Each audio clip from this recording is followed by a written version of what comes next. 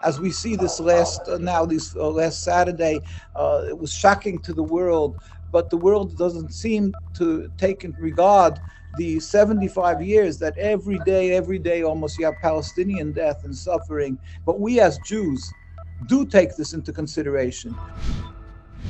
It's not how I personally look at this.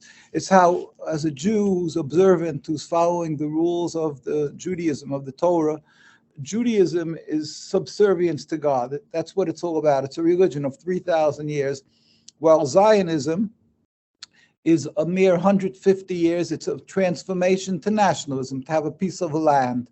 It's a political movement. It's a materialistic movement. It was started by Jews who were non-religious, and they're simply incorporating, using the name Israel, using the Star of David, and claiming that it's it's given to them by God. And we who are following the Torah, who are true to the Torah, stand up adamantly refuting what they're saying. The Torah clearly states that we shall not kill, we shall not steal, and the whole concept is strange, is totally antithetical to our teachings, contradictory. The Jewish community had been living together with the Muslim community and the Christian community, and since this movement started, and since they gained hold in the land and eventually got rule over the land, there's been endless bloodshed.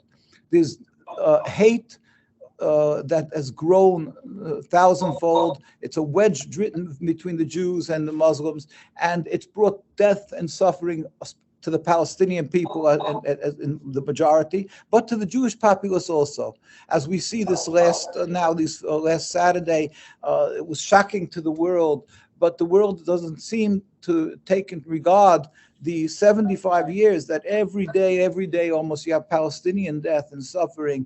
But we as Jews do take this into consideration. We say this is clearly a rebellion against God, and it hurts us more than usual because it's being done in our name. And the rabbis you are seeing, the power bases that you are seeing in the settlements that is fringe to the Jewish communities, those are the ones who bought into this tale that it's God's wish. But the central part of Judaism, the very religious, in whatever country, maybe in Argentina, the very religious says, no, we're dead set against this. We cry with the Palestinians. And therefore, what's happening today in Gaza, that they're bombing them relentlessly, and they're pointing and they're accusing them of being animals. It's even hard to repeat, and whatever they say of them, of being terrorists, it's all to cover their totally illegitimate occupation. And to that, I'll bring a simple proof. We lived together,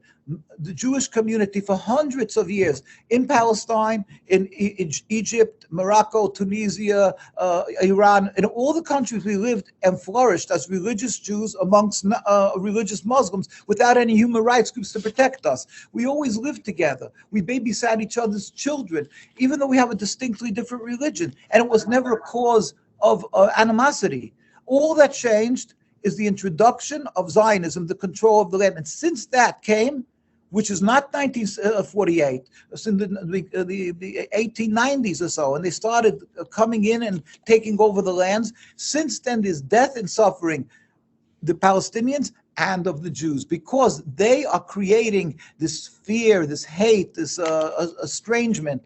We can show many pictures how the Jews live together. Anybody old Arab will tell you, and every old Jew, how we used to babysit each other's children, like I say, and help each other. And I've had many stories of people will tell us. So it's clearly what these Ben Gvir and these other people are saying. They are coming from Mizrahi. That is that segment that is religious Zionists, but not the central, what we call the Eid Chorei, this God-fearing community, and around the world. We stand in total opposition, and it hurts us, and we have no words for the suffering, the Palestinians. That's why we came out, let's say even today. Yes, we go out in tens of thousands, but we would have hundreds of thousands demonstrating constantly, but the fear of the repercussions from the Zionists, because they're vicious.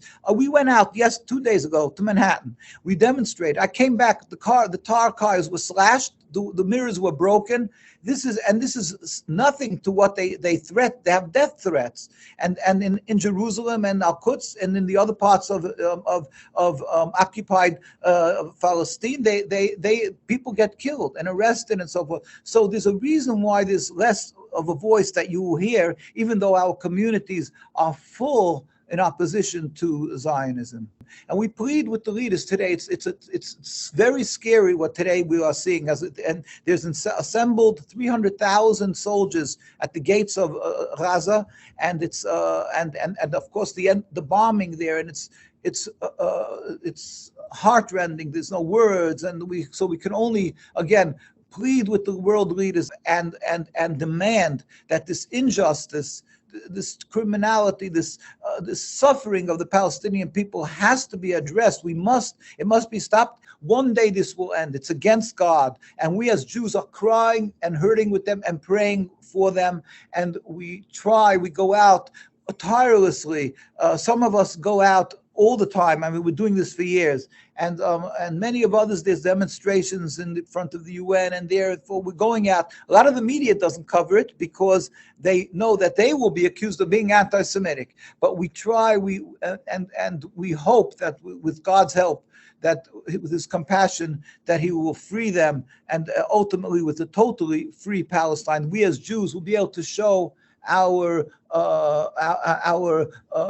tremendous gratification for the fact that we were embraced and taken in when we suffered in Europe. We went through crusades, inquisitions. It was the Muslim countries that took us in, and we flourished there. So we should be able to show again our gratefulness, and not to watch how they're being vilified. We hope it will happen soon in our days, and we apologize that what's being done in the name of Judaism.